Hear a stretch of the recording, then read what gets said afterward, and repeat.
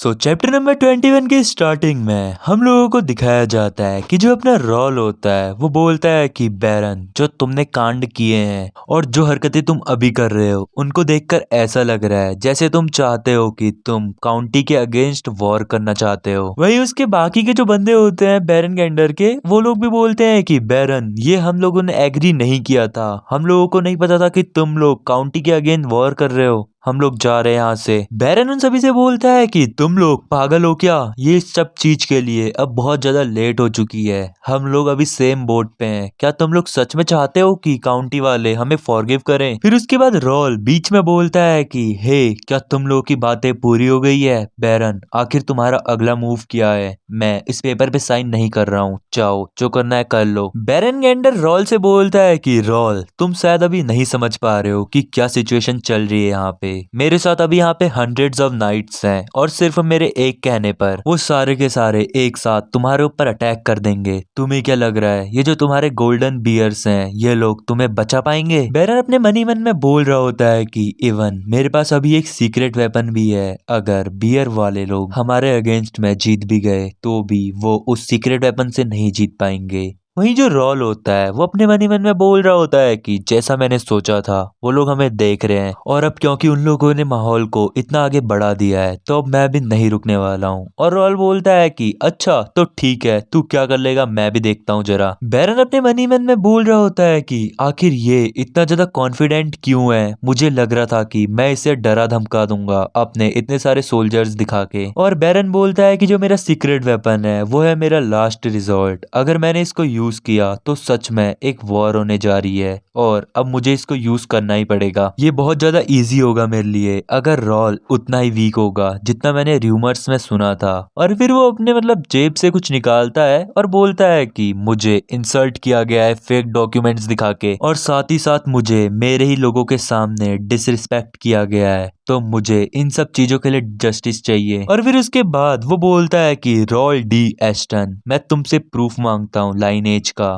Proof of lineage बताओ मुझे। और ये जो प्रूफ ऑफ लाइनेज होता है ये कैसी डुअल रिक्वेस्ट होती है जो कि सिर्फ लाइफ टाइम में एक बार यूज कर पाते हैं। वहीं जितनी भी पब्लिक होती है वो लोग सारे के सारे आपस में बातें करने लग जाते हैं कि ये फाइट करने का एक ऐसा तरीका होता है जिससे हम सुपीरियर्स से फाइट कर सकते हैं और वो उसको यहाँ पे यूज कर रहा है। और इवन यहाँ पे जो इसका ओपोनेंट है वो उसका नेफ्यू है। फिर उसके बाद रॉल उससे बोलता है कि बैरन गेंडर, क्या तुम सच में सीरियस हो, आखिर मैं तुम्हारी इन रिक्वेस्ट को क्यों एक्सेप्ट करूंगा। बैरन बोलता है कि इसको मेरी लास्ट मर्सी कंसिडर कर लो और वैसे भी ये तुम्हारी सील टेकन अवे करने से तो ज्यादा बेटर है। रॉल बोलता है कि अच्छा तुम मान लो जीत भी गए तो तुम्हें लोग क्या बोलेंगे कि इसने अपनी नेफ्यू से सील थ्रो आउट करी है और वो भी जिस मेथड का यूज किया है वो है ऑनरेबल ड्यूअल। बैरन बोलता है कि अभी भी डिसाइड कर लो, अगर तुमने अभी भी मना किया तो फिर मुझको फोर्सफुली यूज करना पड़ेगा। अब उसके बाद रॉल उससे बोलता है कि चलो बताओ मुझे आखिर तुम्हारी कंडीशंस क्या है, और मैं ये एज्यूम कर रहा हूँ कि तुम सिर्फ एक ड्यूलिंग नहीं करोगे। बैरन गेंडर बोलता है कि हाँ, 3 from each side, 1v1 dual होंगे और ईच साइड से जिसका भी लास्ट वन स्टैंडिंग होगा वो जीतेगा। बैरन बोलता है कि क्योंकि ये प्रूफ है लाइनेज का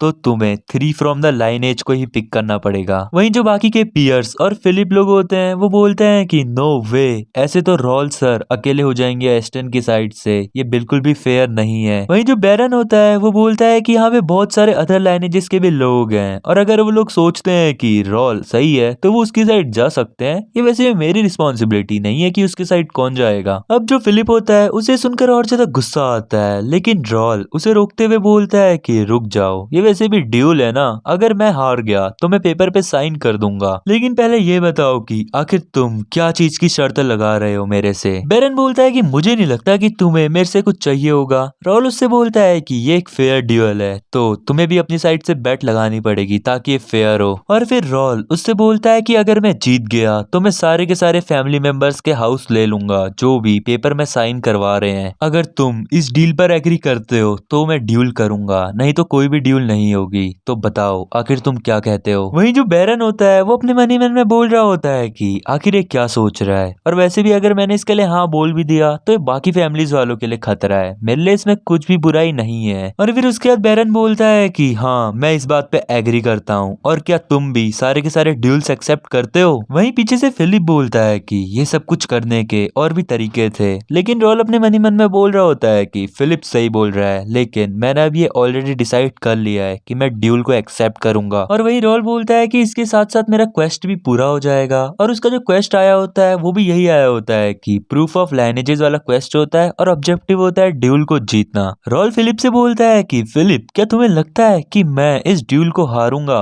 फिलिप बोलता है नहीं ऐसा नहीं है, मैं सिर्फ उन लोगों के लिए वरी हूँ जो कि अपने एक्सपेक्टेड वेरियल्स को खो रहे हैं। रॉल बोलता है कि वैसे भी ये जो ड्यूल हो रहा है ये सिर्फ दिखाने के लिए हो रहा है, अगर ये लोग ड्यूल को हार भी जाते हैं तब भी ये लोग कॉन्सिक्वेंसेस को एक्सेप्ट नहीं करेंगे। फिर उसके बाद रॉल उससे बोलता है कि चलो फिर बैरन मैं ड्यूल को एक्सेप्ट करता हूँ, लेकिन ये बताओ कि आखिर जज कौन होने वाला है? मैं नहीं चाहता हूँ कि ड्यूल हारने के बाद तुम कुछ भी हरकतें या रोना धोना करो, इसलिए तुम ही बता दो जज कौन होगा। और वो जो बैरन गेंडर होता है वो बोलता है कि डोंट वरी, मैंने एक स्पेशल गेस्ट को यहाँ पे बुलाया है। और फिर बैरन गेंडर एक बंदे की तरफ को इशारा करते हुए बोलता है कि क्या मैं तुम्हें जज बनने के लिए कह सकता हूँ? और वो बंदा बोलता है कि हाँ मैं बन जाऊंगा। और सभी लोग बोलते हैं कि आखिर ये कौन है जिसको बैरन जज करने के लिए कह रहा है। और हम लोग देखते हैं कि ये वही बंदा होता है जिसको एक बार रॉल ने पेला होता है, वही रैंडल वालों का भाई, लेकिन ये इनका चौथा भाई होता है। रॉल ने इनके 3 भाइयों को पेला होता है, लेकिन चौथे वाला उस समय वहाँ पे नहीं होता है। सभी लोग बोल रहे होते हैं कि आखिर रैंडल वालों का बच्चा यहाँ पे क्या कर रहा है? वो बंदा बोलता है कि मैं यहाँ पे सिर्फ इसलिए आया हूँ क्योंकि मुझको इनवाइट किया गया था। और फिर रॉल उससे बोलता है कि रैंडल काउंटी, मुझे यही आशा है कि तुम एक फेयर जजमेंट दोगे। वो बंदा बोलता है हाँ हाँ ऑफ कोर्स। अब उसके अंदर में दिखाया जाता है कि जो रॉल होता है वो बोलता है कि जैसा मैंने सोचा था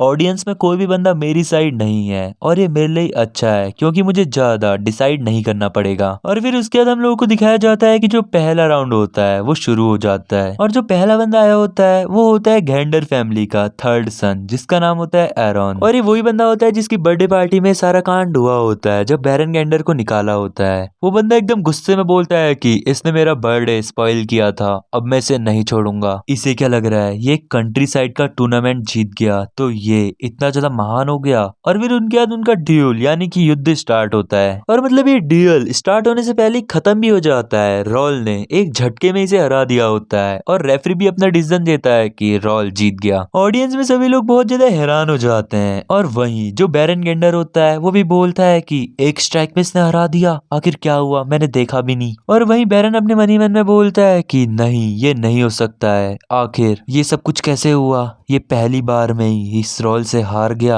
और फिर उसके बाद जो जज होता है वो बोलता है कि क्या मैं नेक्स्ट मैच स्टार्ट करना चाहिए, और एक बंदा आगे आता है और बोलता है कि अब मैं जाऊंगा, और इस बंदे का नाम होता है बैरन कैप्सी। ये one of the decent swordsman होता है कैपिटल का, और वो बोलता है कि मैं इसके लिए एक्साइटेड हूँ। और भाई साहब इसकी शक्ल देख के तो मुझे टोक्यो रिवेंजर्स का हानमा सुशी लग रहा है। ये सेकंड रिप्रेजेंटेटिव होता है गेंडर फैमिली का। और फिर इसके बाद इसका रॉल का भी फाइट शुरू हो जाती है। वो बंदा रॉल से फाइट करते हुए बोल रहा होता है कि तुम्हारे फाइटिंग के बेसिक्स तो थोड़े सही हैं, मतलब तुम अच्छी खासी फाइट करना जानते हो, तुम्हारे रिफ्लेक्सेस भी एकदम पॉइंट पे है, तो मेरे ख्याल से तो तुम अच्छी खासी फाइट कर लेते हो। और अब मैं जाना कि आखिर एरन फाइट में क्यों हारा। ये बोल तो बहुत कॉन्फिडेंस से रहा होता है, लेकिन असल में इसकी भी रॉल के सामने फटी पड़ी होती है, क्योंकि रॉल इसे बहुत खतरनाक वाली टक्कर दे रहा होता है। ये अपनी कुछ पावर्स यूज करता है और बोलता है कि मैंने नहीं सोचा था कि एक 20 साल के बच्चे के सामने, नहीं सॉरी 15 साल के बच्चे के सामने जो कि मुझसे 20 साल छोटा है, मैं उसके लिए पावर को यूज करूंगा।